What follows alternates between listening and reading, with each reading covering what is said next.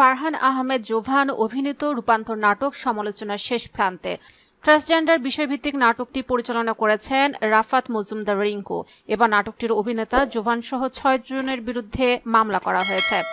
রূপান্তর নাটকের অভিনেতা, অভিনেত্রী, পরিচালক সহ 6 জনকে আসামি করে মামলা দায়ের করা হয় সিনিয়র জুডিশিয়াল ম্যাজিস্ট্রেট 1 নং আমলি আদালত নোয়াখালীতে।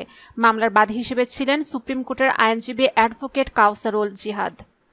মঙ্গলবার ইউটিউব চ্যানেলে 51 মিডিয়া থেকে নাটকটি সরে ফেলার পর এ বিষয়ে কথা বলেছিলেন নির্মাতা রাফাত মজুমদার রিঙ্কু।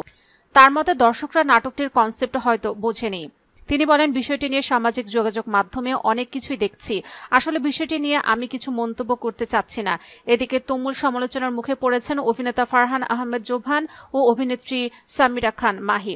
দর্শকদের অভিযোগ, রাফাত মজুমদার রিঙ্কু পরিচালিত এই নাটকটিতে ট্রান্সজেন্ডার ইস্যুকে প্রমোট করা হয়েছে।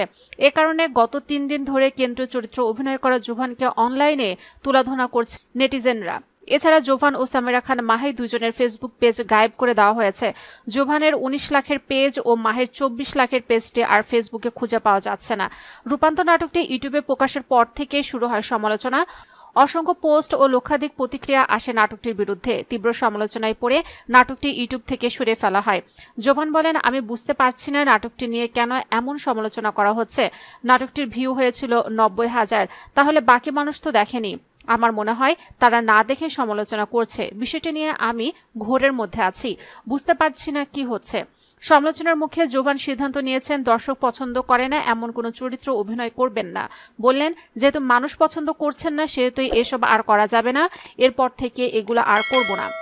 নেটিজেনদের কিংবা নিজের অনুসারীদের উদ্দেশ্যে কোনো বার্তা আছে কিনা জানতে চাইলে জোভান বলেন, আমি ভেবেছি এটা নিয়ে একটি বিবৃতি দেব, ওই বিবৃতির মাধ্যমে আমার কথাগুলো জানাবো।